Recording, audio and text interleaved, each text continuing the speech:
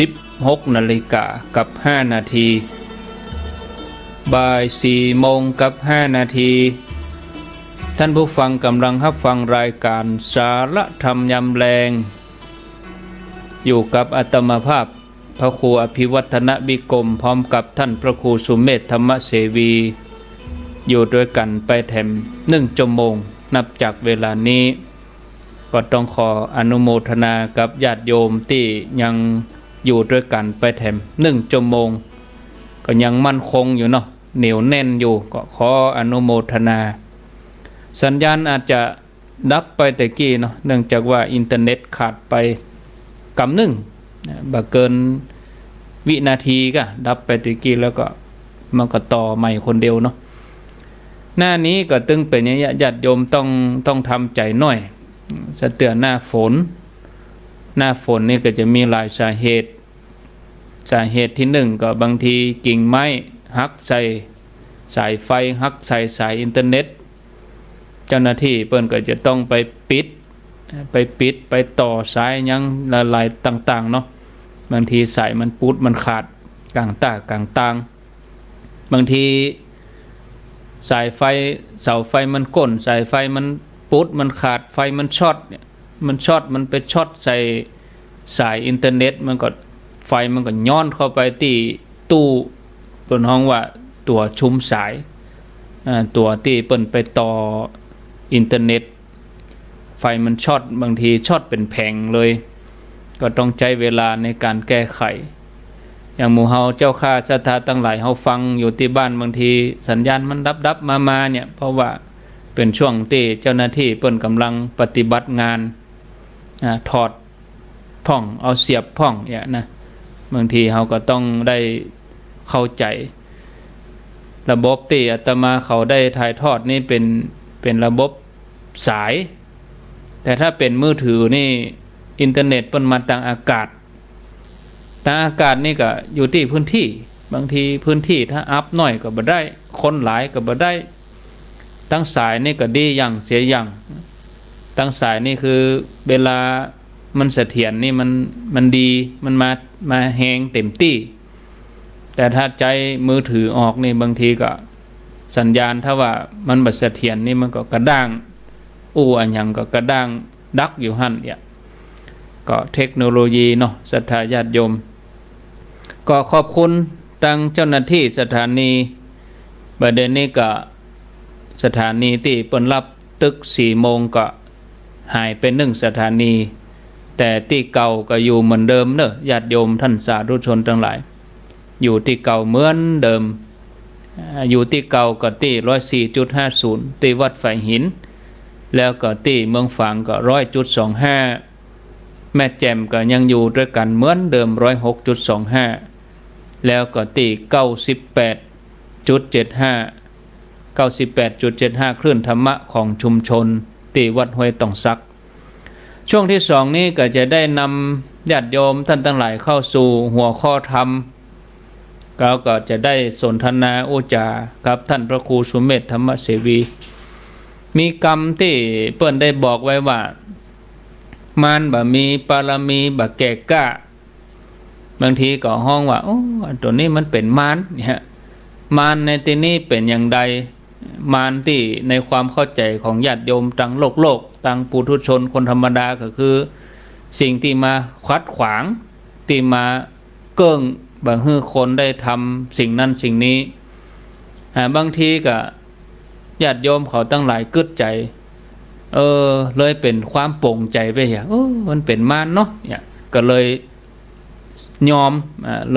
เนี่ยว่ามันเป็นมารเข้าใจเป็นอย่างนี้ก็เลยทำใจตัวเองได้แต่มารในทางพระพุทธศาสนานี่เปิ้นจัดไว้อยู่มีอยู่5มีอยู่มารนี่มีอยู่5ก็จะได้ให้ท่านพระครูสุเมธธรรมเสวีได้อธิบายความหมายอาตมาภาพจะได้ตั้งต้นหัวข้อว่ามารที่ว่าเนี่ยมี5อย่างมารมี5อย่างนี่มีอย่างปรำ1กิเลสมาร2ขันธมาร 3. อภิสังขารมาร 4. เทว ปุตตมานแล้วก็อันที่ห้าคือมัจจุมานนะความหมายเป็นเบื้องต้นพอญาติโยมจะเข้าใจสักน้อย แล้วก็จะได้นิมนต์ท่านพระครูเพิ่นได้อธิบายขยายความเพิ่มเติมกิเลสมารก็คือความหมายก็มีในตัวเนาะ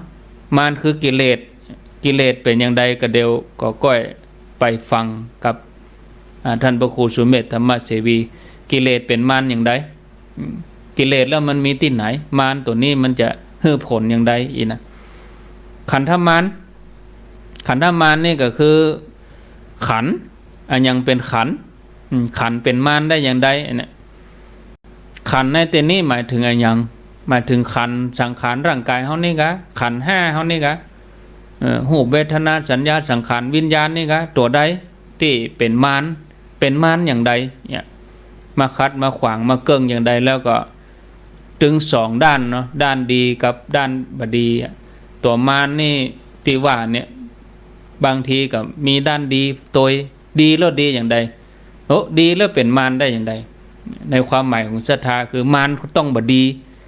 แต่ว่ามารในที่อาตมาเขาจะอู้นี่ก็มีข้อดีตัวอย่างมีข้อดีอย่างใดก็เดี๋ยวเรามาฟังกันอันที่สามอภิสังขารมารนี่เป็นอย่างใดเป็นชาติเป็นเกิดการเกิดความคิดความหันความที่มาปรุงแต่งให้เกิดขึ้นเป็นอย่างใดอันนี้ตัวที่สามตัวที่สี่นี่เทวปุตตมารมารที่เป็นเทวดาเทวบุตรวะเทวบุตรให้เป็นมารเนี่ยได้เป็นชื่อหนึ่งเนอะแล้วเปิ้นอยู่บนสวรรค์ด้วยนะมารนี่เคยฮบกับพุทธเจ้าเหมือนกันเคยไปอาละวาดในงานไงไปเตะวงงานเพิ่นเหมือนกันนะเพิ่นจะกินจะดานเนี่ยไปเตะวงจนได้มีอุปคุตขึ้นมาก็ตัวเนี้ยกันนี่เทวบุตรมารเนี่ยแล้วเป็นมารจะได้เทวบุตรเทวดาเดี๋ยวว่าจะมาอนุโมทนากับบุญกุศลของเพิ่นที่ไหนได้เป็นมารเนี่ยแล้วอันสุดท้ายคือมัจจุมารเนี่ยเขาก็คงจะเข้าใจว่าพญามัจจุราชเนาะพญามัจจุราชที่มาขำขาลาวีมาเอาชีวิตเขาไปเนี่ยเขาเคยได้ดูได้พอหนังพอละครหรอมีฝ่ายเทพฝ่ายมารนี่หรอมารนี่มันอย่างยักษ์นี่หรอโธ่เขียวว่องตาหมกตัวแดงปะลึงเนี่ยมารนี่ทำให้น่ากลัวหน่อยถ้าเพ่นหนังจีนกับฝ่ายมารนี่หรอ อันนี้เป็นสำนักฝ่ายมารเนี่ยมารนี่จะไปลุกลานฝ่ายธรรมะแล้วมันจะฮบกันเนาะ แล้วก็เลยมีกรรมขึ้นมาแถมว่าธรรมะชนะอธรรมตัวอธรรมนี่คือตัวมารอันเนี้ยกะอันเดียวกันเนี่ยกะเนาะก็เดียวฟังท่านพระครูเปิ้นก็เวลาที่มีนี่ก็ขอนิมนต์ครับมารห้าอย่างเป็นอย่างไรครับนิมนต์ครับผมสาธุสนทนากันเนาะครับมารนี่เขาได้เห็นในนักธรรมโพนะครับมารห้าอยู่ในหมวดห้าครับถ้าหมวดห้านี่เปิ้นจะอธิบายแต่ว่ามารเป็นอุปสรรคเป็นตัวคัดขวาง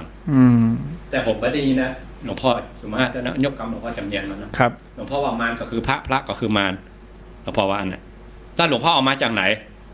หลวงพ่อเอามาจากตอนที่พระองค์ตอนเป็นมหาสัตว์เจ้าครับตอนที่บำเพ็ญบารมีเรียกว่าโพธิสัตว์นะชาติสุดท้ายนี่เรียกว่ามหาสัตว์เจ้าตรัสรู้ได้ถึงเรียกว่าองค์สมเด็จพระสัมมาสัมพุทธเจ้าตอนที่เป็นเจ้าชายสิทธัตถะนะเรียกว่ามหาสัตว์เจ้านั่งใต้ต้นโพเนี่ยพญามารมันเอาฝน5ไฟมาก่อนนะมาเลยเนาะครับด้วยบารมีของพระองค์ฝน5ไฟกลายเป็นข้าวตอกดอกไม้โปรยลงมาครับแล้วหลวงพ่อว่าเนี่ยจากมารกลายเป็นพระมานะแล้วก็เอาหอกเอาแหลนปุ้งมานะครับกลายเป็นทูบเป็นเทียนมาบูชาพระองค์ใหม่อ่ะเราบะหินทุ่มลงมาบะหินไฟนะครับถ้าสมัยนี้ก็หมกอุกกาบาตเนี่ยเนาะลงมาทุ่มใส่พระองค์อะองค์มหาสัตว์เจ้าครับกลายเป็นเต้นแก้วไปอ่ะอันนี้คืออย่างมหาสัตว์เจ้าเปิ้นสามารถจะเปลี่ยนจากสิ่งที่บดีเป็นของดีได้อ่ะถ้าสมัยนี้ก็เปลี่ยนวิกฤตเป็นโอกาสนี่เนาะกรรมสมัยเนี้ย ถ้าที่อาจารย์โจหัวตะกี้ก็บอกว่ามารบ่มีบารมีบ่แก่กล้านะเป็นกรรมของครูบาเจ้าศรีวิจัยนะครูบาเจ้าศรีวิจัยนี่ตามเปิ้นว่ากันนะเขาก็บ่ได้ฮู้ได้หันนะเขาบ่เกิดประทานเปิ้นนะตามในหนังสือว่าครูบาเจ้าเปิ้นปรารถนาโพธิญาณเนี่ยเปิ้นบ่มบารมีโพธิญาณครับจะถึงขนาดไหนหมดแต่ในหนังสือเปิ้นว่าอย่างนั้นนั่นถ้าตามที่หลวงพ่อจำเนียนวัดถ้ำเสือเนาะประเดี๋ยวเปิ้นย้ายมาวัดเขาหลาครับถ้าเฮาหันเป็นมารเฮาเปลี่ยนบ่ได้มารก็เป็นมารเลยนะเปลี่ยนบ่ได้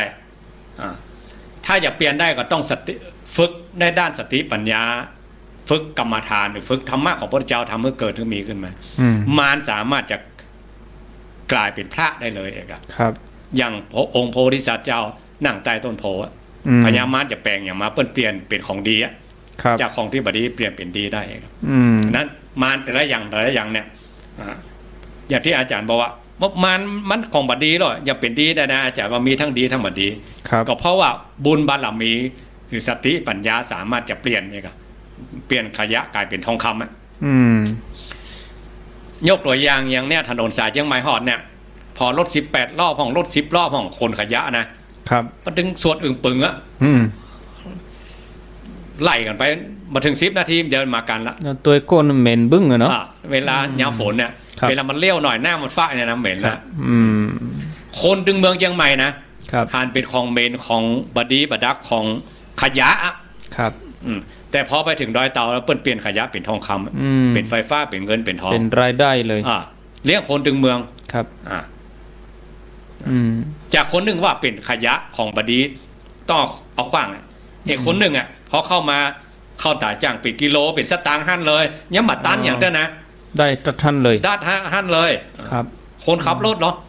ครอบครัวของคนขับรถเนาะครับแม้แต่ปอกก้าเพื่อขายรถเรารถต้องรถใหญ่ๆกันนะผ้าใบเนาะ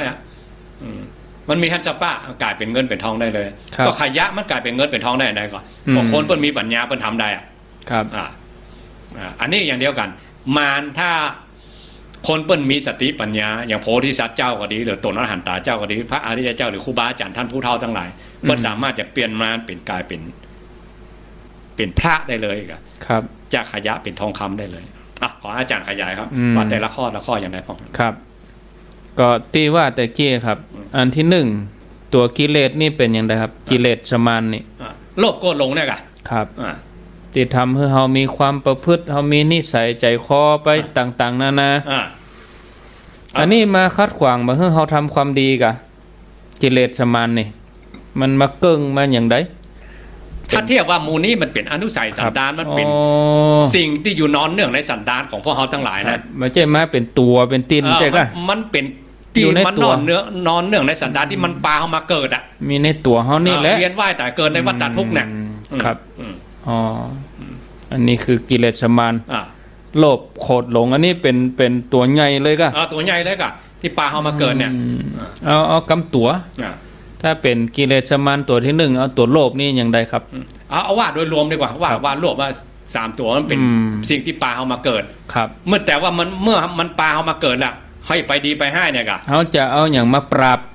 มันมีเราต้องมีตัวปราบก็มีดาบอายสิทธิ์ก็ถ้าโลภก็เอาตาลมีดาบสลีกันใจก็เนี่ยดาบสลีกันใจนะอย่ามาปราบมันโลภก็เอาตาลนะบารมีนะครับโลภนี่ต้องตาลขจัดความตรณีโคตรนี่เอาอย่างเมตตาขันติเมตตาน้ำมันไม่ล้นตอนมันมิ่งขึ้นมามันมีเมตตาไม่เตยแล้วขันเมตตามาได้ครับคมไว้ก่อนนะครับคมเลยนับ9นับ10ดีๆนะครับโคตรหลงนี่เอาอย่างหลงต้องศึกษาอยู่กับครูบาอาจารย์ต้องมีสติปัญญาต้องปฏิบัติต้องปฏิบัติครับถ้าเทียบว่าเหมือนกับบัวนะมันเกิดจากโคนตมมันนะครับอาศัยน้ำเลี้ยงของขี้เปอะขี้ตมอยู่ไหนนะนั่นเนาะอันตัวนั้นเนาะครับมันกลายเป็นดอกบัวที่สวยงามโผล่ขึ้นมาบนผิวน้ำได้บัวนี่มันเหมือนจะเกิดมาจากน้ำใสนะเกิดจากน้ำต้มมันเกิดจากน้ำต้มโคนต้มโพธิสัตว์เจ้าเหมือนกันก็เหมือนได้กันที่เปิ้นเวียนว่ายแต่เกิดในโลกวัฏสงสารยาวนานยิ่งกว่าเฮาทั้งหลายเองนะครับพวกเขาทั้งหลายอยู่แบบเป่าโคโลกนะครับนั่นแหละแต่โพธิสัตว์เจ้าเปิ้นอยู่ด้วย บุญด้วยบารมีที่เป็นสร้างยาวนานในโลกวัฏสงสารอย่างเขากันเดียวเนี่ยเขาก็เกิดมาอุ้มเดียวกันเนี่ยเกิดติดต่ำแม้ว่าใจสูงเนาะเอาไปปูจาพระปักเจกันบุญเนี่ยเมื่อโพธิสัตว์เจ้าเวียนว่ายแต่เกิดเวียนว่ายแต่เกิดข้ออย่างพ่อก็โลภโกรธหลงปลามาแต่เปิ้นสร้างบารมีกับมาตัวเองอะแต่พวกเขาทั้งหลายเขาอยู่แต่ฝ่ายแต่มาเนี่ยเขาไม่อยู่ฝ่ายพระเองอะเหี่ยวเปลวฟูอยู่ต้องไปเดียวอะครับเลยปนบ่ได้ลุดจากเงื้อมมือพญามารตัวนี้เขาก็อยู่ในขี้โคลนขี้ต้มก็เป็นเงาบัวอยู่ร่วมมนอยู่อ่ะจะทำความดีอย่างจะต้านบัต้านอ่ะอยากเนี่ยกิเลสเกิดเนาะความเสียดายโลภอยากได้เนาะความจำเป็นที่ใจโทสะเกิดขึ้นกับประหารกันบุบหัวตีตากันนี่เนาะมันไม่ใช่เป็นบาลีมันรั้วอย่างผืนโกนมาไม่ใช่นะมันพอเสียงกระทบหูปุ๊บมันขึ้นมาแล้วหรอมันไม่ใช่เป็นบาลีมานะครับมันอยู่ในตัวเขานี่เลยอยู่นะปุ๊บมันขึ้นมาเลยเป็นก้อนลุ่มๆเลยครับญาติเล่นปีนี่เลยก้อนลุ่มเลยบึกเพราะว่าหันจ้างเต้าแมวจ้างเต้ามัดเต้าเมนมาหรอกบางทีก็คมมันลงเหมือนกันนะเนาะขันตีกับการขันแตกว่าโลภเนี่ยโอ้เป็นเจมมาให้บดีครับคนโบราณว่ายังเปิ้นขอตีไปได้นะครับขอตีสักวาเนี่ยแป่งถนนมันเหมือนเลยนะความโลภนี่นะความโลภมันตรณีก็ได้กับเฮือบเสียสละเนาะเอ้าขันธมารอันที่สองขันธมารนี่คือตัวขันนี่คืออย่างครับเอาร่างกายจิตใจเขาเนี่ยห้าบาทโดยย่อๆห้าดับพวกเขาทั้งหลายนะคัดขวางทำความดีจะได้ถ้ามันเท่าไหมกันหรือมันเจ็บมันไข้มันป่วยแข่งขาบดีหูตาบดีบ่ได้อาบน้ำฟังธรรมละมันอุปกรณ์มันรู้มันทำได้เนี่ยตัวขันทะนี่นะอย่างพวกเขาทั้งหลายถ้าเขาปล่อยให้มันเท่าเลยนะเพราะว่าเท่าดอกเท่าดายประมาณนั้นถ้าละหายใจถึงวันหายใจขว้างมาได้นะครับอย่างโพธิสัตว์เจ้ายกตัวอย่างอย่างไผ่อย่างพระมหากษัตริย์เจ้าสุตตะโสมผมงอกเนี่ยสั่งนายช่างกระบอกไว้หรอกผมบอกเลยถ้าผมข้าวงอกนะบอกนะนะลกใส่มือเนี่ยผมมหาราชเจ้างอกแล้วเดี๋ยวอยู่บ่ได้แล้วอยู่บ่ได้แล้วจะบวชเสนาอามาตย์มเหสีทั้งหลายราชวงศ์ก็บ่ฟังครับเนี่ยถ้าเทียบกับพวกเขาทั้งหลายเขาเหมือนกับพวกเสนาอามาตย์พวกทั้งหลายพวกนั้นนะครับเขาบาหันเหมือนโพธิสัตว์เจ้าป่ะเนี่ย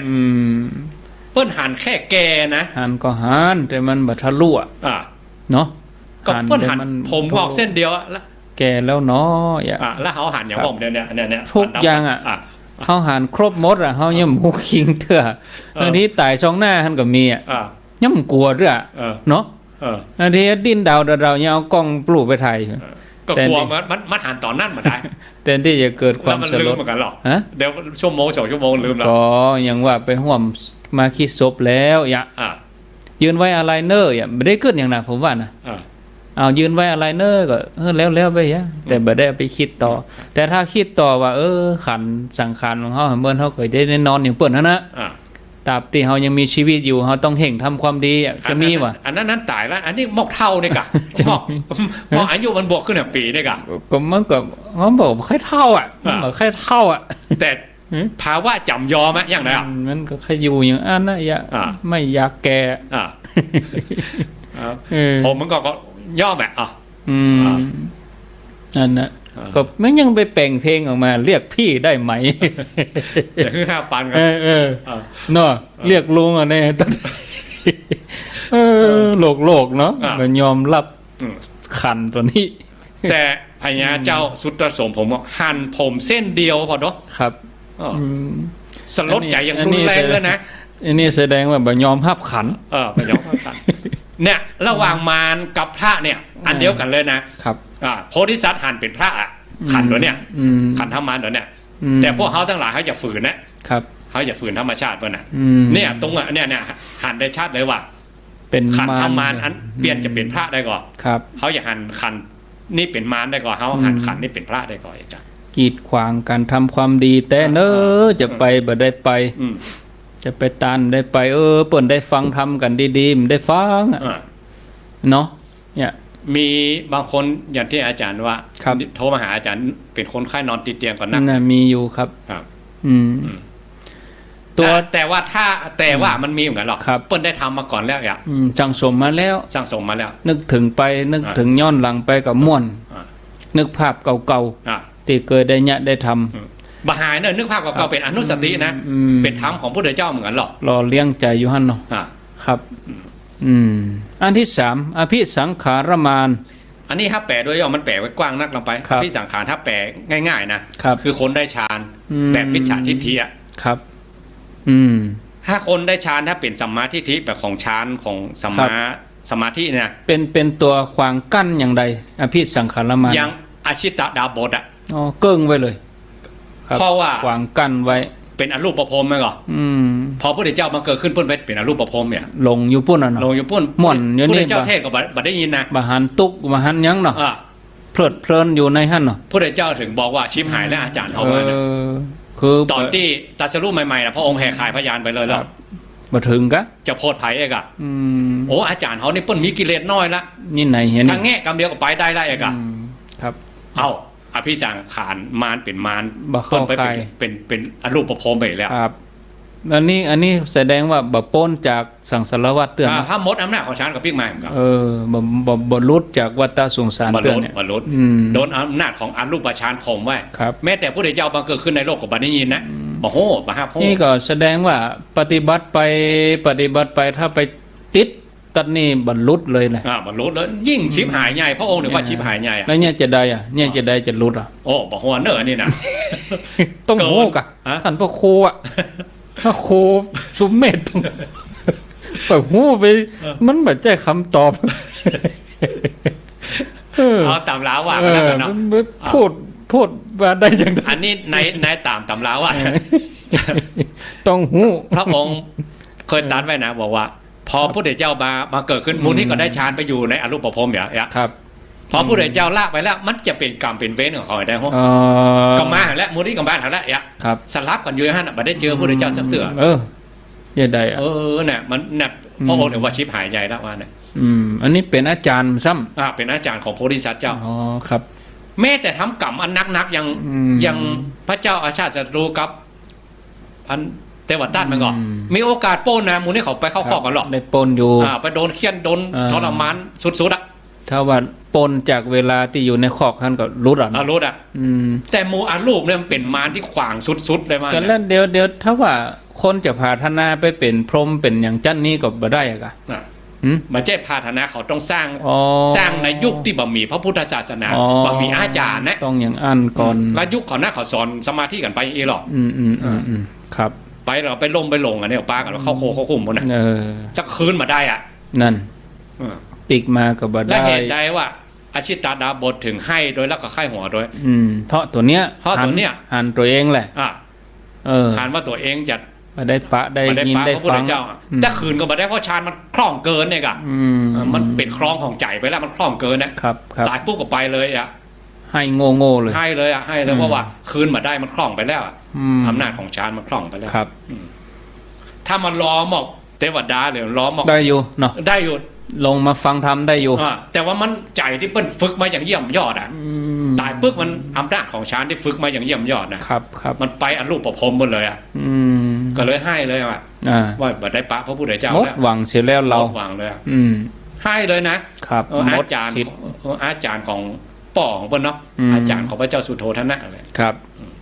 อันที่4เทวปุตตมานนี่เป็นบรรดาหมู่เทวบุตรเทวดาอย่างเต้าอันวัสวัตตีหรือว่าปริมิตสวัตตีอันนี้มีที่เขาสวดอ่ะเนาะจอมเทพแห่งสวรรค์ที่เขาสวดอันสวรรค์จักรสวรรค์ธรรมจักรก็มีจันทร์ที่6ครับลองว่ามาเนาะเป็นมารจะได้เตบุตรนี่เปิ้นปรารถนาโพธิสัตว์นะครับมาอย่างยาวนานแล้วเอกอ่ะที่มาขวางพระองค์เนี่ยในตำราเพิ่นว่านะอันนี้เขาไปใช้ว่าเองเนาะปรากฏพระพุทธเจ้าอย่าปาคนไปหมดแล้วเปิ้นมาได้คนละ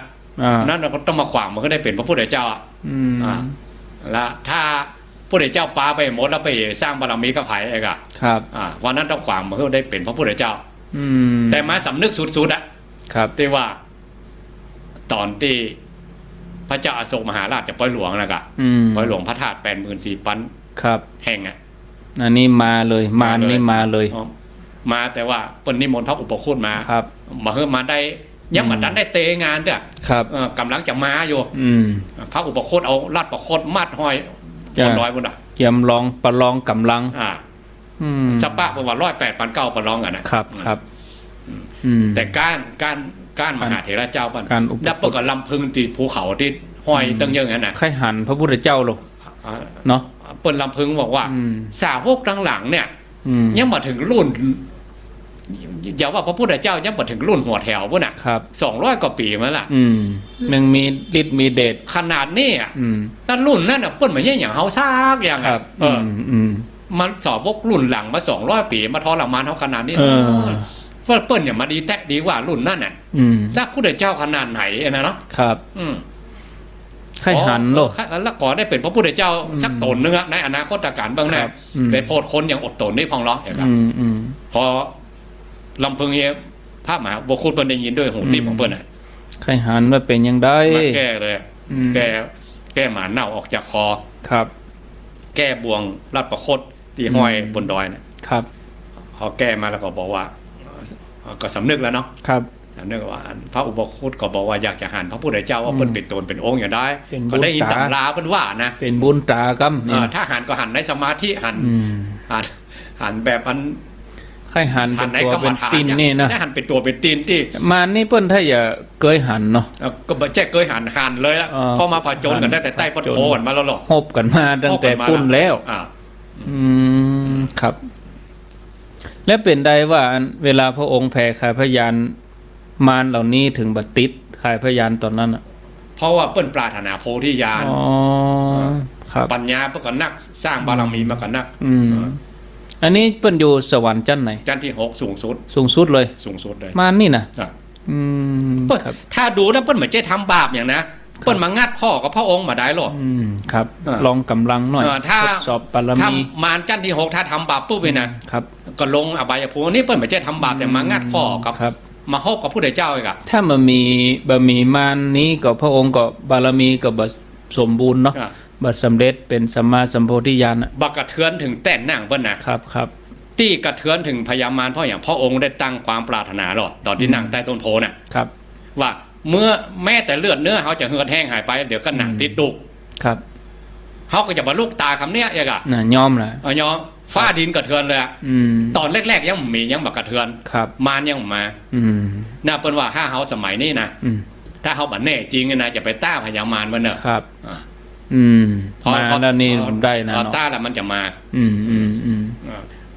แต่พระองค์บัดแน่จริงอ่ะครับเอาต้าออกมาเลยยกกองทัพมาเลยนะยอมเนาะถ้าเป็นสมัยนี้ถ้าขึ้นสึนามิยังน้อยไปครับโอ้มาแตะมาว่าแต่ถ้ากายยาบๆไหมนะถ้าขึ้นสึนามิมาแบบนั้นคนเมืองขยะก็ตายหมดเลยครับแม่นนะอันนี้มันอยู่ในถ้าซับสมัยใหม่บอกอยู่คนละมิติอยู่ในคลื่นของสมาธิแล้วตีว่าที่ดามารนี่คือที่ดาของมารเหล่านี้กะเนี่ยที่ดาของมารลูกสาวมารนี่นะมาในสัปดาห์ที่5บ้างกะสัปดาห์ที่1นี่พระองค์เสวยวิมุตติสุขใต้ต้นโพเนาะสัปดาห์ที่2ที่อมิสเจดีเดินถูกโกอันเพ่งปางลำพึงดูดอกบัวอย่างดีไม่น้อยน้องแฝกขามันนะครับสัปดาห์ที่3นี่มาเดินจงกรมสัปดาห์ที่4นี่พิจารณาปจิตจสุปปบาทกับอภิธรรมสัปดาห์ที่5เนี่ยพยายามที่ดาพยามารมาทรงที่ดามาก่อนป่อไปให้พบก้านมหาสัจเจ้าเป็นยังเดี๋ยวลูกจะไปจัดการฮึครับมาก็มาฟ้อนมาล้ำพวกเขาตั้งหลายเขาไปสังเกตดูที่ต่ำวิหารเด้อครูบาอาจารย์เปิ้นถึงวาดไว้อันนี้บ่ใช่เป็นบุคลาธิฐานกันบ่ใช่บุคลาธิฐานถ้าเป็นแต่เลยก็ผู้ใดเจ้าสัปดาห์ที่5ได้อย่างมีจะมีกิเลสเนี่ยมาลบกวนพระองค์แล้วมันต้องเป็นตัวเป็นตีนมาเลยครับอันนี้บางคนบอกว่าเป็นกิเลสก็มาร้องบ่ใช่เนี่ยถ้ากิเลสพระองค์ดับตั้งแต่ใต้ต้นโพไปแล้วดับไปแล้วตัดสรู้แล้วลูกตัดสรู้แล้วมันมีกิเลสแล้วอันที่5มัจจุมานคือพญามัจจุราชคือความตายวะคัดขวางการทำความดีจะได้ครับอย่างบางคนเอาเนี่ยบักกี่วันเนี่ยได้ยินข่าว ครับอันลูกเรียนจบ ได้รับปริญญาจะได้งานอยู่แล้วอ่ะไปฉลองกันเป็นรถยนต์จ่าย แต่ก็ความฝันเจิดจ้าทุกอย่างเนาะแต่มีหมดอ่ะหรือเนี่ยโยมคนหนึ่งที่มาเลี้ยงเพลนที่ว่านั่นเราฟังแบบเพื่อนเขาเรียนธรรมศาสตร์เรียนเก่งเลยและลูกสาวมันมีเพื่อนคนน่ะไอ้คนที่สร้างเรียนเก่งสุดๆเหมือนกันนะไอ้คนต่างประเทศพวกเมื่อนานมาเป็นโรคมะเร็งเลือดอ่ะแล้วก็ตายไปละนี่ก็มัจจุมานะก็พรากชีวิตไปเลยกำลังกินเล่นม่วนเลยเนาะวัยรุ่นอยู่อ่ะก็ยังเฮียนยังมาจบจ้ะนะอยู่ในโลกของมันความสุขอยู่อ่ะยังเหมือนได้เสวยอยู่กับสุขเต็มที่อ่ะนั่นว่า10 ปีอามนาจหมอหนาว20 ปีแอลสาวบาก้า30 ปีบรรณาสงสารในเลี้ยงตามลำดับอันนี้มันแบบคำกรพาไปนะครับบัดใจแน่เสมอไปแต่ว่าถ้าในบทอัจเชวกิจมาตพังนั่นน่ะในบทพัทเทกรัตตคาถาสูตรอ่ะโกชัญญังมะสุเวนะครับมาทุกคณะทุกเวลามาทุกคณะเพราะองค์ว่าอย่าไปพมาทขยาวายะธรรมาสังขาระอัปปมาเทนะสัมปาเททะสังขารทั้งหลายมันรู้เป็นธรรมดาตั้งอยู่ในความอย่าประมาทประมาทได้เนาะประมาทมาได้เลยบ่ได้ทุกลมหายใจทุกลมหายใจไปแจ้เฮาเนอะต้องเป็นพระอาทิตย์เจ้าเขาก็เป็นว่างเป็นค้าไว้กันเป็นเตื้อชักกระเยอะกันข้างข่าวไปถ้ามันมีโอกาสพญามารทั้งหลายพวกนี้นะมันไปลากเข้าไปนะครับถ้าเขามีโอกาสเขาไปลากมันมาเป็นกันไปเปลี่ยนกันมาพอเวลาแล้วพอดีเลยครับ4 โมงเกิงไปแถม7 นาทีญาติโยมจะจะสนทนาเนาะถามปัญหาก็ว่าจะแจ้งผลการรับฟังก็สามารถโทรศัพท์เข้ามาที่หมายเลข0998366322ฟังแล้วเป็นอย่างใดก็สนทนาอู้จากันมาเนาะ0998366322รับสายเจริญปนไหว้สา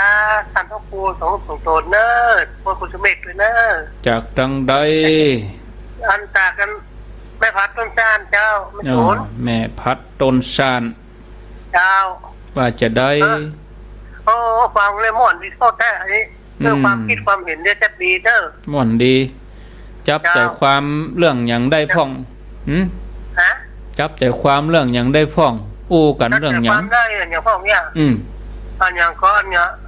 มัตตุนวันมาเนี่ยข้อ5ตัวนี้มือหนึ่งมือกันนอก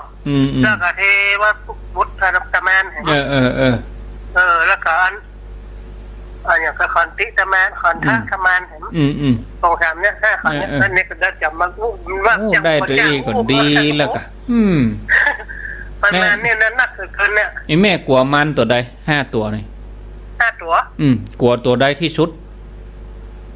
รวมกันหมดนะตัวมรุนในแควนหน่อยตัวมรุนในแควนหน่อย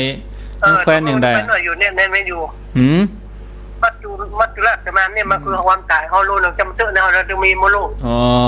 อันนี้จะบอกว่าความตายจะบอกว่าละอันแท้นะครูแถมว่านั้นเป็นคำเนี่ยเป็นบรรพุพอดีเนอะแล้วมาเรียกวางท่านครูมาแก้มาไปวัดก็ฟังนะกะก็ฟังปกตินะวันเป็นข้ามก็เป็นวันพูดวันนั้นได้12 ปีก็เป็นวันพูดธรรมวะอันกะก็ดีนะกะก็ดีนะถ้าลูกวัดมากระตันก็ได้ฟังทั้งนั้นนะลูกมาตันก็ตันเนาะโมทนาสาธุเจริญปนกราบไหว้สาท่านพระครูถึง2 องค์ครับปอน้อยบุญปันครับผมท่านพระครูครับผมส่งกระท้อนมาถวายท่านถึงแล้วยังย่ำว่าได้เตี่ยนอโอ้ปนส่วนวัสนีว่าจะถึงวันนี้วะตันเด็กอ่ะผู้คนเกิดมาตั้งแต่เพิ่นส่งกันที่เพิ่นส่งด่วนหรือเพิ่นบอกฮับเพิ่นฮับเพิ่นจะฮับเพิ่นลงหลับปูนกว่าจะย้อนมาเหมือนใกล้ๆเป็นยังไงวัสนีมันจะนี้มันตรงนี้เนาะครับมันจะนี้เป็นตรงนี้ครับอันนี้ฟังแล้วเป็นได้พ่อพระเจ้าพระพุทธเจ้าบอกเกิดอ่ะเนาะมานนี่นะมันมีม่านก็มีพระพุทธเจ้าแล้วมันมาเป็นกันละมันกำบารมีกันลูกเนาะมันกำบารมีกันแล้วมีอันบารมีบักแก่กล้าลูกมีผู้ร้ายพระเอกก็ไปเด่นอย่างเนาะ วันนั้นแหละจ้ะ นั่นแหละ ครบก็ไผ่ โคกก็ไผ่ จ้าไหว้จ้าครับ โมทนา ครับผ ขอ ม น้อยบุญปันมโนคอนเจริญปน เจ้าไหว้จ้าเจ้า จากดังใด สองลูกสององค์เจ้าอยู่เมืองฝางเพี่เจ้า เมืองฝางบ้านหยังแม่ บ้านแจงหัวลินเจ้า แจงหัวลิน หัวลินตำบล ฟังแล้ว เมือฝางเนี่ย ฟังแล้วเป็นจะได้พ้องวันนี้ ก็ได้ยินชัดเจนดีนะแต่จับใจความมาได้อะเดี๋ยวลูกไปที่หนึ่งเดี๋ยวลูก เอ ไปที่หนึ่ง อ เดี๋ยวเขา ก็ จะ ยังบัดติ้วไปด้วยยังฟังกันแต่แล้วก็ไปได้อย่างว่าอันวันนี้ ก็มีแขกกับเจ้าแขกเข้ามาหากันเลย นั่น ปฏิปต่อกัน กันนี่เขียนป้ายเนอะแม่ ให้ถามหน่อยเจ้า เขียนป้ายติดหน้าฮัน3 โมงถึง 5 โมงงดรับแขกเอ๊ะ จะฟังทำเนี่ย เจ้าให้ถามหน่อยเจ้า เจิญเลย แต่ข้าเจ้าอยู่เมืองฝางเพื่อแล้วก็ตาไหนอย่างจังหวัดตั้งเชียงใหม่ก่อนสักเดือนเจ้าก็ได้ฮับปอนเจ้าก็ได้ยานน้ำยาจับตั้งข้าเจ้าจะได้บุญก่อนเจ้า อย่างใดแม่อยู่เมืองฝาง เจ้า แล้วก็ ทำบุญทั้งวัดตั้งเชียงใหม่กว่าครับ มาตานตั้งเชียงใหม่ เจ้า มาตานในที่นี้คือแม่มาเกณฑ์มาอย่างเองหรือว่าฝากตาน มาได้ไปจัดกับแล้วส่งปัจจัย อันกับ เจ้า ฝากหอมฝากตานอีน่ะ เจ้า อยู่เมืองฝางอยู่ต่างถิ่น เดี๋ยวรอฟัง เจ้าก็ฮับที่ดินถมหันในวัดในวาบางอย่างแล้วก็เจ้าจะได้บุญ รอฟังในวิทยุเนอะ เจ้า โมทนาต่อไปเจริญปน ครับนมัสการท่านอาจารย์ ตุลุงมานิดตุลุงมานิ แม่ ด นแล้ว แม่นกำแล้ว วัดบ้านไม่กระใจผมมันนั่งฟังพ่อครูสูงเวทนั่งพ่อครูบรรจงเลยอ่ะเพิ่นว่าผมมีม่านมาสูงพันแก่การหนอตัวลุงนี่ว่ะนั่นจึงมีอย่างว่าคัดขวางแล้วเพิ่นยังถามว่า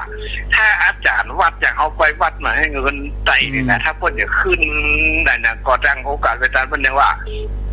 ปัญจมาเลชีโนนะโถนี่มันเป็นคาถาชนะมานะทุลุงเนาะอาจารย์ครูเนาะปัญจใดลองอธิบายนี่อีกคำหมอปัญจมาเลชีโนนาโถปัตโตสัมภูติมุตตะมังน่ะ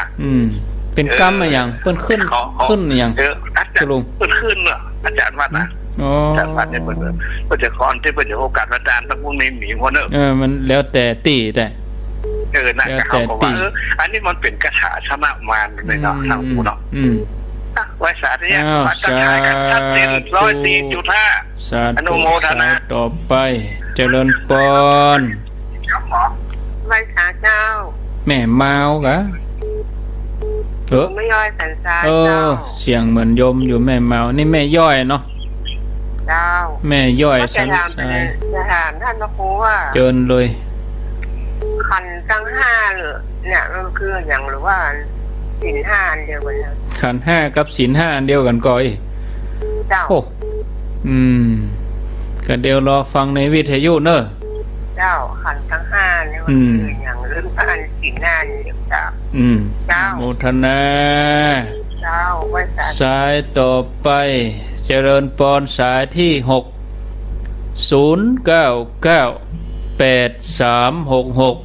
322เจริญปนไว้สาครูบาอาจารย์ทั้ง2รูปครับจากแม่อายว่าจะได้แม่อายตาตอนขอแจ้งเรียนถามครับพูดที่12ที่ผ่านมานะครับที่แล้วมานะครับได้จัดรายการก่อนครับผมสอบคนมีเก่านี่มีถ่ายทอดงานที่ปุ่นเจียงไฮ้ปุ่นเปิ้นไปถ่ายทอดงานมีไหนติดที่แล้วเนี่ยผมไม่ได้ฟังเลยว่าสอบคนมาฟังย้อนหลังมันมีเนอะมันมีไปถ่ายทอดเจียงไฮ้ได้ฟังครับโมทนาขับรถเหมือนเก่าได้ฟังรถเหมือนเดิมครับผมดีแล้วอยู่ดีมีสุขสายต่อไป0998366322หับสายเจริญปนการรักษาเจ้าท่านครูเจ้าแม่สรินทิพย์ จ้าบ่ได้โทรมาเมื่อ ว่าจะได้แม่สรินทิพย์กทม เพราะว่าให้เจ้าฟังอยู่ตลอด ฟัง เจ้า ตลอดฟังอินเทอร์เน็ตชัดดีเนาะแม่เนาะ เจ้าชัดเจนดีจ้าเพราะว่าตอนนี้ตะกี้รูดไปบ่รูดเจ้า มันรุดกะ ตั้งเลขบ่รูดเลยเจ้าฟังได้ตลอดเลยเจ้า ฟังได้ต่อเนื่องเนาะ เจ้าฟังได้ตอนนี้ตลอดเจ้า โมทนา เสียงภาพชัดเจนดีเจ้า ยินดีเนอ แล้วการไว้ สา สายเจ้า ธุสายต่อไป เจริญปอน เจ้าไว้สายเจ้าท่านพระครู โทษจากดังใด อันไม่ก้อยสุพรรณนะเจ้า แม่ก้อยว่าจะได้แม่ก้อย ว่าจะได้สร้างเข้าที่สองเพลงอย่างนั้น ตานไปทยอยตานกะ วันนั้นกับการนะท่าน ก็น่า ต กะ ลอดอ่ะ วันนั้นน่ะทยอยตานไปพูดถึงช่วงเทศกาลนี่กะเอาตามเทศกาลป่นเนี่ยเรื่องนี้ข้าป่าเนี่ยจำมาท่านตามโอกาสเนาะ เจ้า โมทนาเนอร์สายที่90998366322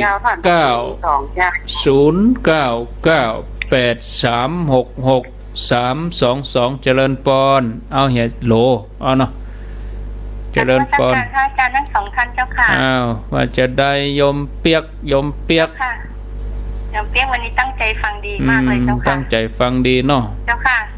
ได้เสริมพลังปัญญาฟังแล้วก็ม่วนมันม่วนอกม่วนใจแล้วมันเกิดความสว่างขึ้นมานะเจ้าค่ะบางทีก็โลกบ้างทำบ้างโดนดูดไปนะเจ้าค่ะมาทุกอย่างก็อยู่ที่ใจจริงๆเจ้าค่ะแต่ว่าแหมถ้าเราไม่ฝึกมันก็รู้ยากนะขนาดฝึกยังทนไม่ไหวยังโดนมันดึงไปเลยเจ้าค่ะก็จะมโนปลุกผังเข้ามาทำมา มโนเศรษฐามโนมยาทุกอย่างสำเร็จด้วยใจแต่โหกว่าจะเอาใจมันลงมันไม่ง่ายเลยนี่เจ้าค่ะเพียรทำไปเนาะเจ้าค่ะก็กล่าวอนุโมทนาพระอาจารย์นะคะวันนี้ฟังแล้วก็ได้ธรรมะเยอะเจ้าค่ะแล้วก็กล่าวอนุโมทนา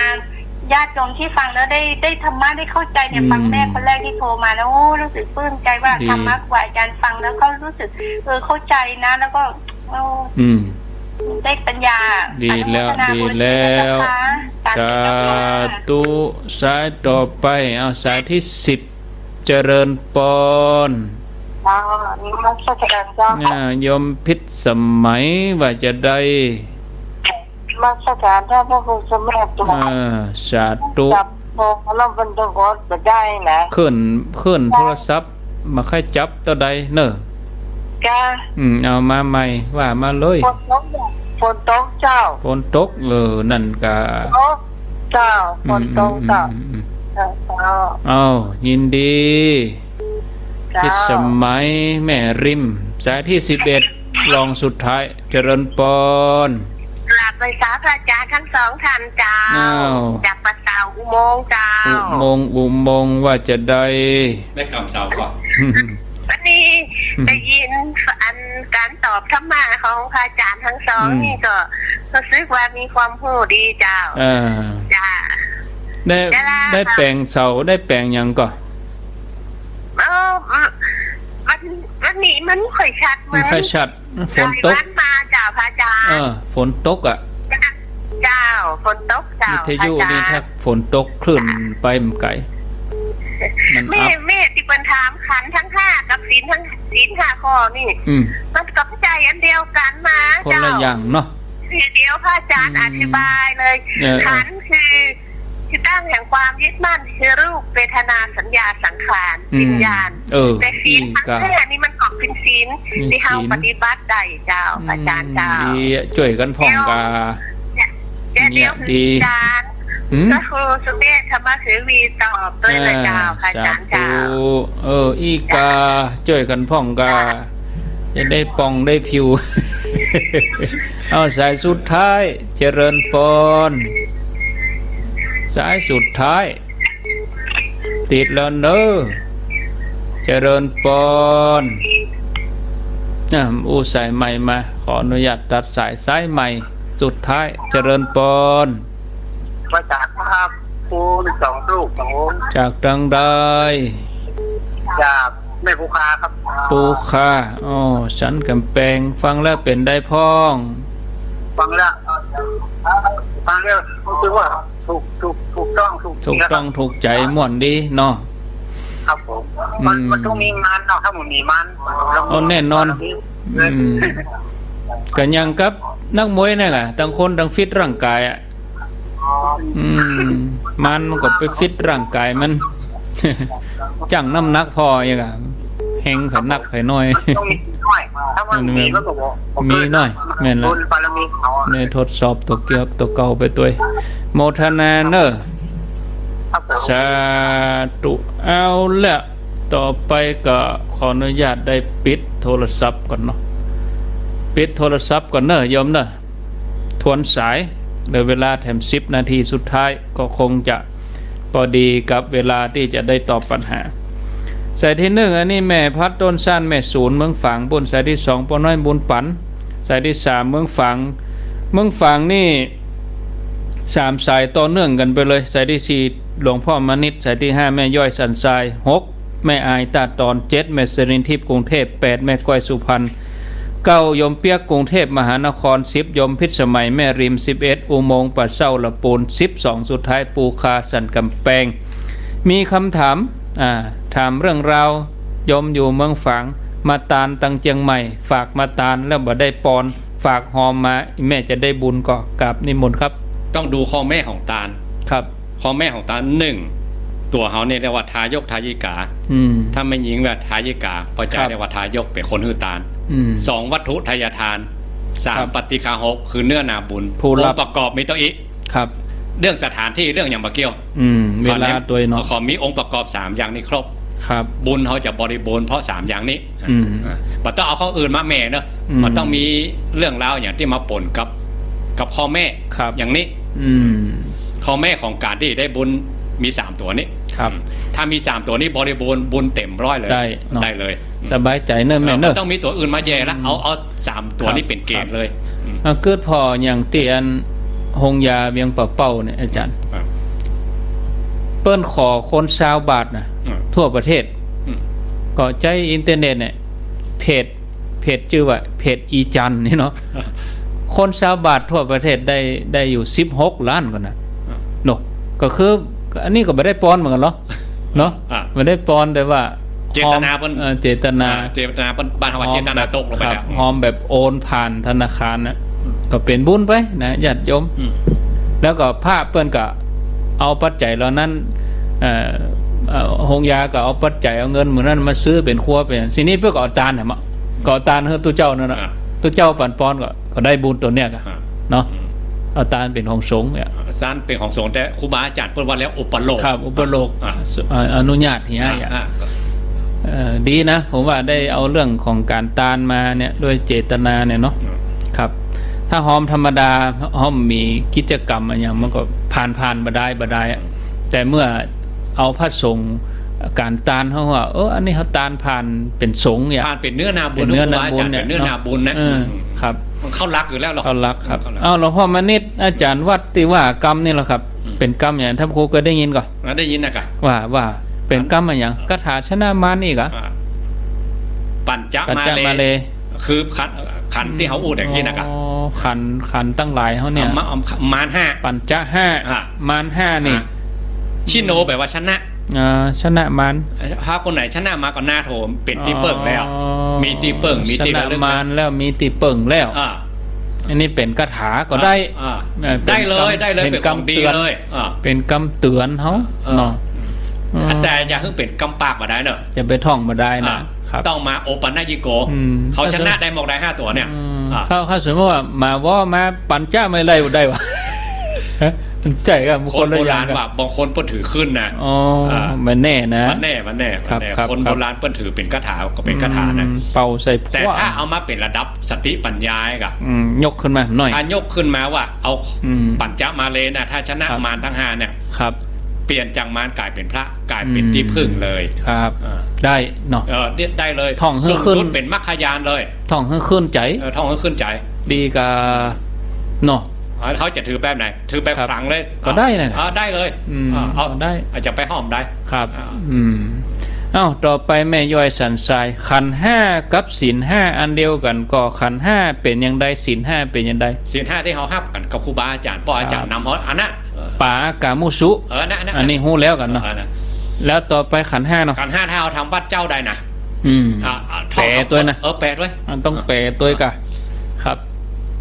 ที่เป็นมารเพราะอย่างพ่อมีอุปทานเนอะถ้าบอกมีอุปทานเขากับตัวละหันตากับพระเจ้าอย่างเดียวกันมีขันธ์ห้าอย่างเดียวกันแต่ตัวละหันตาเจ้าทั้งหลายเปิ้ลมีมรรคยานตัดเอาอุปทานออกครับแต่พวกเขาทั้งหลายมันผสมกันตัวขันธ์ห้านี่มีอย่างปรำมันจะยากหน่อยเนาะโหเวทนาสัญญาสังขารวิญญาณแต่ถ้ามันแปลเลิกเดิกลงไปครับเอาไว้ปุดแน่ถ้าอู้ต่างภาษาเจ้าบ้านเขาคือสังขารร่างกายเขาเนี่ยตัวเขานี่เนี่ยเป็นหูเป็นน้ำหูเป็นน้ำหูก็คือตัวที่เขาหูเขาหันจับต้องได้เป็นน้ำก็คือสภาวะอันอย่างต่างๆความคิดความอ่านมันจำได้หมายรู้ถ้าในบทธรรมวัดเนี่ยนะครับจะมีคำว่าอุปทานเข้าไปหันตัวมีรูปไม่เที่ยงเนี่ยมีหรออุปทานขันธ์ทั้งห้าเป็นตัวทุกข์เนี่ยว่าโดยย่ออันนี้ถ้าเขามีอุปทานเนี่ยนะกลายเป็นมารเลยรูปไม่ใช่ตัวตนเนี่ยเวทนาไม่ใช่ตัวตนสัญญาไม่ใช่ตัวตนเนี่ยแต่ถ้าขันธ์บริสุทธิ์บ่มีอุปทานครับกลายเป็นพระเลยขันธ์นี่กลายเป็นพระเลยอ่ะมันอยู่ที่เนี่ยมันอยู่ด้วยกันเนี่ยครับถ้าคนเท่าเขาฟังเขาเปิ้นก็ยังงงอยู่ถ้างงก็งงอยู่ต้องฟังแหมว่าเอาไปแถมเดี๋ยวก็จะว่าโอ้ก็ขันธ์ห้าก็ยังมีขันธ์ศีลขันธ์น้ำท่านขันธ์แก้วทั้งสามนี่ครับมากะถ้าเขายึดมั่นถือมั่นสังขารร่างกายเขาว่าเป็นตัวเป็นตนนี่นะถ้าเขาไม่ได้ทำกรรมฐานนะว่าเป็นตัวของเขาเองนะยึดมั่นไว้อันนี้เรียกว่าอุปทานที่หลวงพ่อพุทธทาสว่าอันนี้ตัวกูของกูยึดไว้ว่านี่ของฉันอันนี้เรียกว่ามาแต่ถ้าเขายกขึ้นมาแหมที่เขาจะได้ถึงจะได้หัวบ่ใจของฉันเขาเนี่ยจะได้ตอนแรกก็ต้องซุยมาก่อนโมเมไปก่อนนะมันของเฮาแข่งขาเฮาเฮาหัวจะไปว่าของเฮาไปได้ท่านพระครูมันเป็นอนุสัยสันดานมันติดกันมาท่านพระครูสอนมาถูกอันนี้มันของแม่แข่งมันย้อมแม่มันย้อมเนี่ยถ้าว่ากันแต่ว่านะต้องมีมรรคยานก่อนเนาะอย่างมันมากอ่ะแม่ก็มากหมดเลยต้องมีมรรคยานมาตัดก่อนแต่อย่างอุ้ยนี่วงแตกเนาะวงแตกต้องมีมรรคยานตัดก่อนมันถึงจะขาดอย่างพ่อเขาทั้งหลายขึ้นชื่อว่าปุถุชนนะมันจะมีแล้วมันถึงมาขาดต้องใช้เวลาขนาดไหนถึงจะตัดแน่แล้วแต่บุญบารมีให้สร้างสมขนาดไหนบุญเก่าตัวบุญใหม่ด้วยผสมกันเลยมีความเปลี่ยนตัวแต่ถ้าในปัจจุบันชาติเนี่ยพระองค์ตรัสไว้ในท้ายมหาสติปัฏฐานสูตรว่าถ้าคนไหนปฏิบัติตามธรรมที่พระองค์ตรัสไว้ดีแล้วเนี่ยธรรมะของพระองค์มันมีปีที่8มาน่ะว่าเป็นกรรมเดียวอย่างนั้นเลย7 ปีภายใน7 ปีถ้าตั้งใจแฮมถ้าตั้งใจแต่บารมีสูงสุดเรียกว่าพวกขิปปะพิญญาทั้งหลายนะภายในอาสนะเดียวอาสนะเดียวคือหนังยังเก่าขั้นกะเหมือนจะภายในอาสนะเดียวหมายถึงว่ายังบัดทันเปลี่ยนอิริยาบถอีกอะต้องตีความหมายตัวกาถ้าพิจารณาตอนนั่งก็ได้ตอนนั่งนะยังบัดทันเปลี่ยนนะถ้าพิจารณาตอนเดินก็ได้ตอนเดินยังบัดทันเปลี่ยนถ้าพิจารณาตอนนอนก็ได้ตอนนอนอาสนะเดียวว่าผ้านั่งผ้าผืนเดียวกับปิกมันนั่งเตียวมันนั่งผืนนั้นไอ้วันนี้ล้วนกันแต่วันนี้ได้นี่ก็แตนโยมแตนโยมภายในอาสนะเดียวนั้นสำเร็จแน่นอนได้หูได้หันตัวพระพุทธเจ้าว่ากรรมใดเป็นกรรมนั่นมาเป็นอย่างอื่นถ้าบารมีย้อนลงมาอย่างแม่ที่ถามเรื่องดอกบัวเนาะเรื่องหรือบุคคลสีนะถ้าย้อนลงมาก็3 วัน 7 วันเนี่ยก็ได้เลยถ้าย้อนลงมาอีก7 เดือนภายในช่วงเนี้ยเพี้ยนมาขาด7 เดือนก่อนเนาะถ้าสูงสุดอะธรรมะของพระองค์มีอายุต่ออันว่าเกิน7 ปีไม่มีปีที่8ไม่มีปีที่8แล้วเราปฏิบัติได้กี่ปีแล้วมันยังมาเกิดเนี่ยเขาต้องดูว่าสาเหตุอะไรอย่างนี้ก็ถ้าผู้ครูได้กี่ภาษาผมก็เขาก็ยังแบบแจ้งแต่มันเป็นตายอย่างเป็นตายอย่างมันติดอันยังเนาะเอาว่าจริงๆคือเขาเอาแบบแต้แม่นเลาะเละๆลงไป แบกโอ้โหเวลาโอ้รับโคมรับมาเนี่ยตู้ขึ้นลงโอ้โหรับโคมแล้วแบกตู้พระไตรปิฎกขึ้นล่องเนี่ยแต่เขายากกว่าแต่อ๋อเอาจริงๆเห็นหน่อยเอาจริงเห็นหน่อยกันครับผม